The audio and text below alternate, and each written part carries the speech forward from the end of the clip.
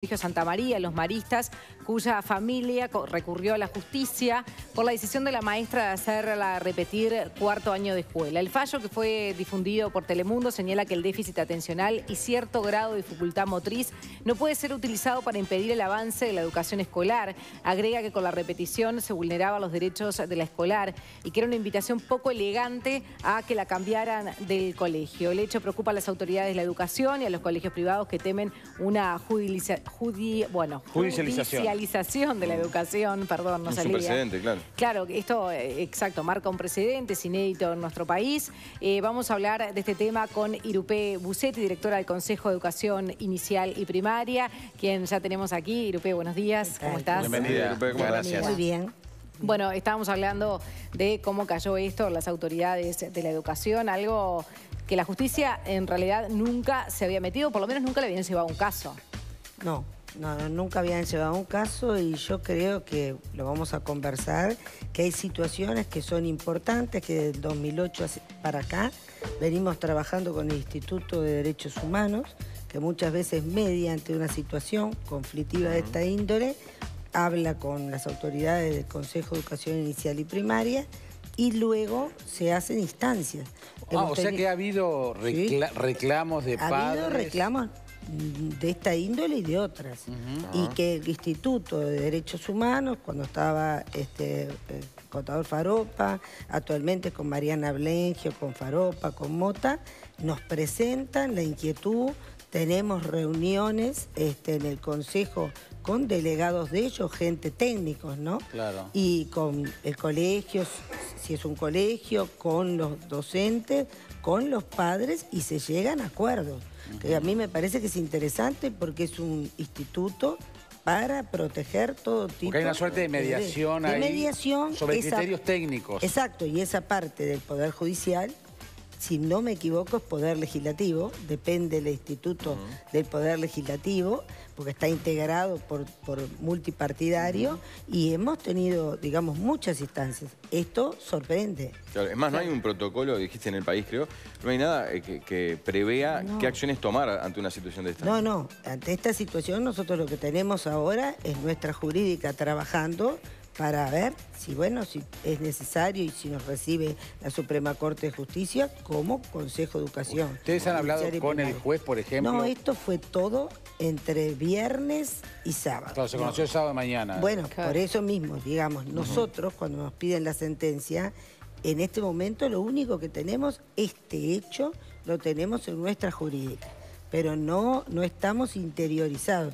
Yo me entero por la prensa que la niña posiblemente tuviera un déficit atencional, pero todo esto nosotros nos enteramos en este fin de semana. Irupé, ya seguimos charlando contigo.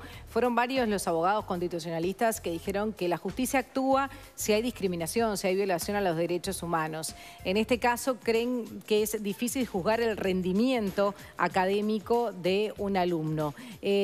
También el abogado negó que sus defendidos no hubieran agotado la vía administrativa para recurrir a la justicia y por eso es que llegaron hasta allí. Y estamos justamente en contacto con Bruno Riveros, el abogado de la familia que presentó el recurso de amparo. Bruno, buenos días.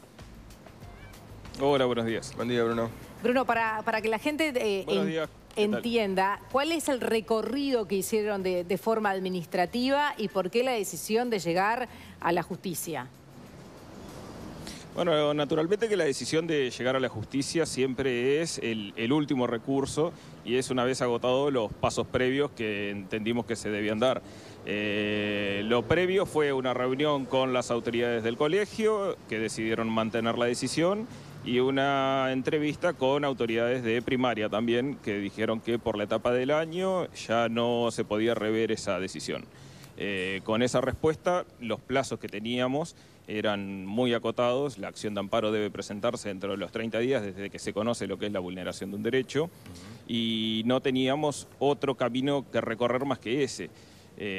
Incluso en la conciliación previa que se tiene dentro de un juicio intraprocesal, es decir, dentro del proceso, como lo tuvimos en el proceso de amparo, tampoco se planteó algún tipo de mediación o de conciliación, sino que simplemente se rechazó la pretensión que nosotros invocábamos. Doctor Rivero, pero lo que se conoció, inclusive declaraciones y trascendidos por parte del colegio, no solo hubo un maestro, sino que hubo un equipo multidisciplinario que trabajó acompañando el proceso educativo de la alumna. Se habló de déficit atencional, de las dificultades de aprendizaje, que no fue una decisión de último momento, sino que esto se veía venir y se acompañó durante todo el año. Es decir, había criterios técnicos y multidisciplinarios para tomar esta decisión, que tampoco es una repetición directa, lisa y llana, sino que es una suerte de recursar el año. ¿Cuáles fueron los argumentos que se le manejaron a los padres y por qué no se tuvieron en cuenta estas dificultades que la alumna planteó durante todo el año? Es que el equipo multidisciplinario que trabajó con la niña durante el año fue el que le aconsejó a los padres que la niña estaba en condiciones de ser promovida, que era conveniente que sea promovida y que el daño que se podía provocar con su repetición era aún mayor que el que se pretendía evitar. Eso surge acreditado en el proceso, en el juicio, y no conocemos otra opinión distinta de esa, por lo menos de lo que surge de las pruebas del proceso. Claro. Bien, el magistrado concluyó que fue discriminatorio indicar que la niña no puede hacer quinto año. ¿En base a qué? O sea... los informes técnicos, ¿no? Que mencionan. Claro, sí, pero en un momento hablan como que para el colegio, dan a entender que para el colegio era más fácil, era como una invitación a retirarse. A cambiarla. ¿El colegio no estaba preparado para atender este déficit que tenía la pequeña? Bueno, esas valoraciones corren por cuenta de los magistrados. Yo puedo agraviarme o no de una sentencia en función de lo que entienda que me causa un perjuicio, pero no estoy en condiciones de hacer valoraciones respecto de eso. ¿Pero es lo que sentían los padres? No, los padres no sintieron discriminación. Los padres lo que sintieron era que había una diferencia técnica entre lo que opinó la maestra al concluir el curso y lo que opinó el equipo multidisciplinario integrado por un maestro especializado, un psicopedagogo y un psicomotricista. Entonces, en base a esa diferencia técnica fue que se intentó modificar esa resolución que había adoptado el colegio. Bien, ¿y cómo sigue ahora el caso? ¿Cuáles son las etapas? Las etapas es que ahora el proceso va al tribunal de alzada, es decir, a un tribunal de familia. Seguramente llegue en el correr del día de hoy o de mañana y el tribunal tiene 4 días para expedirse, así que esperaremos la sentencia con la serenidad suficiente y acataremos el fallo, sea el que sea. Bien, y bueno, sea el que sea, pero ¿va a continuar en ese colegio? No, la niña no va a continuar en el colegio, naturalmente que el vínculo que había fue roto y no es conveniente para ninguno de los involucrados que la niña continúe en el colegio. Bien, Bruno Rivero, muchísimas gracias por este móvil. Por favor, un gusto y a la orden. Buenos días. Seguimos conversando con la directora del Consejo de Educación Inicial, Irupé Busetti. Bueno, veíamos las declaraciones del abogado de esta familia. ¿Qué pasa para ustedes con la autonomía en la educación? Bien, en primer lugar, yo creo que acá lo que hubo y lo que nos sorprendió a nosotros tiene que ver justamente que cuando el otro día yo dije desde José Pedro Varela para acá, no quise decir que José Pedro Varela integrara el Consejo de Educación Inicial y Primaria en ningún momento. Lo que sí están las actas dentro de lo que es el Consejo de Educación Inicial y Primaria, cuando él era instructor de educación primaria, siempre le daba, en primer lugar, la primacía de la evaluación al maestro, porque quería maestros que fueran lo que fuimos a través de los años, profesionales. Que acompañe el proceso de aprendizaje. Exacto, el maestro acompaña el proceso y además Jaime, está 185 días con los niños. Claro. Y hay una prueba evidente. Nosotros hicimos este año pasado, 2017, una evaluación, Leo, con los niños que promovieron de primero a segundo en el mes de mayo. Y es en esa evaluación quien se sienta 30 minutos solo con el alumno, su propio maestro de clase, en el entendido que el DIE de Codicen y nosotros comprendemos que nadie mejor que el maestro sabe lo que pasa con un niño. Y hacerlo recursar, ¿puede llegar a ser peor para un niño y que entonces se lo promueva? Acá hay una cosa que yo escuchaba atentamente que tiene que ver con los equipos técnicos. Uno como padre tiene derecho a contratar un centro de equipos técnicos, como lo expresó bien el doctor, tienen psicopedagogos, maestros de apoyo, apoyos terapéuticos. Ahora, nunca un equipo técnico que no está supervisado por el Consejo de Educación Inicial y Primaria puede decir si promueve o no a un niño. El equipo técnico lo que tiene que hacer, que lo hacemos, es estar imbricado con el maestro todo el tiempo. Entonces, maestro y equipo técnico muchas veces se decide.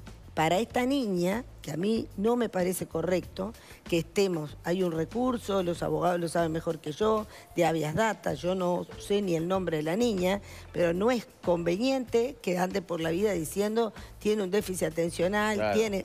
Es la que está en el medio de todo esto. Pero exactamente, a nosotros lo que nos preocupa en este momento es 3 cosas. Lo que hace a...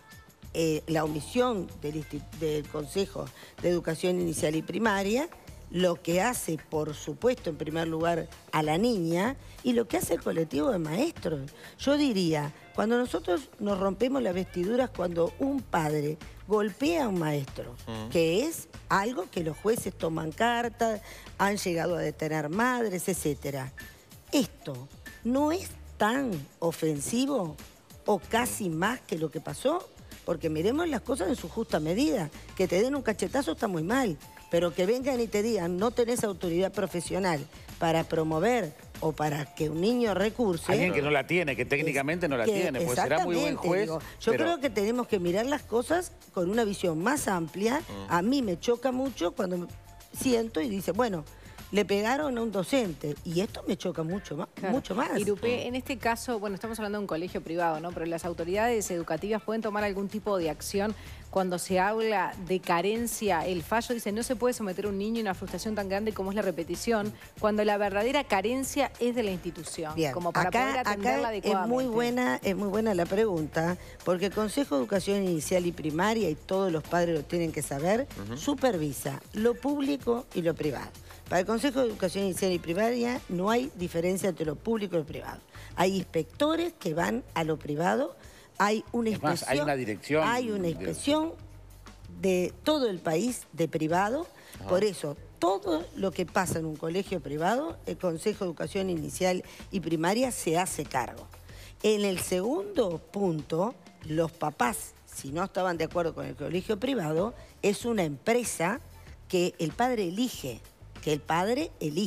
En este sentido, los padres lo que tenían que haber hecho era recurrir, en primer lugar, porque lo que se habló fue con la inspectora del colegio, una inspectora nuestra del colegio, que avaló lo que dijo la maestra. Pero yo fui inspectora, yo hubiera avalado lo que dice un maestro.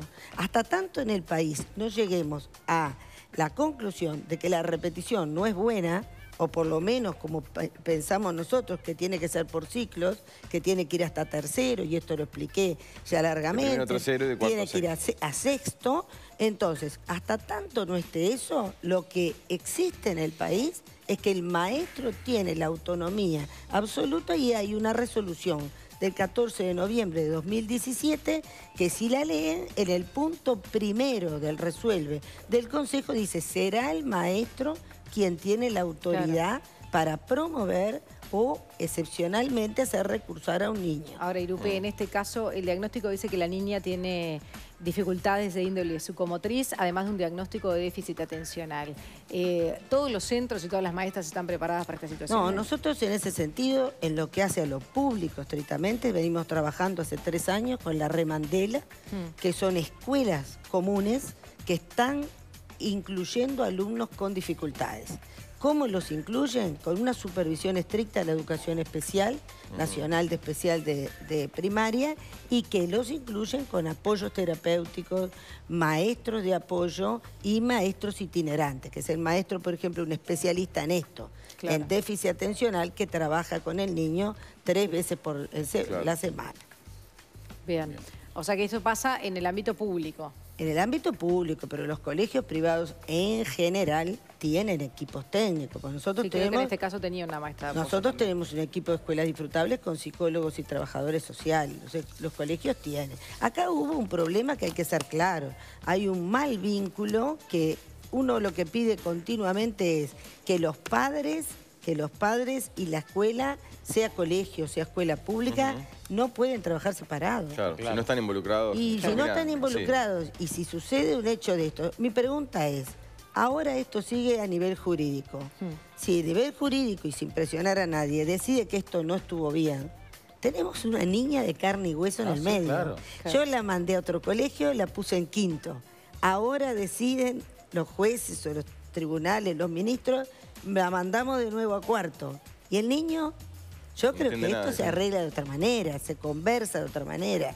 Incluso estos técnicos a los que los padres, con mucha responsabilidad, aparte del colegio la mandaban, tenían que haberse acercado a hacer estas conversaciones. Bien, Irupe Busetti, muchísimas gracias. No, por favor. Un placer, como siempre. Gracias a ustedes gracias. por preocuparse. Por favor. Muchas gracias. Pasan 56 minutos de las 8 de la mañana, repasamos los principales títulos.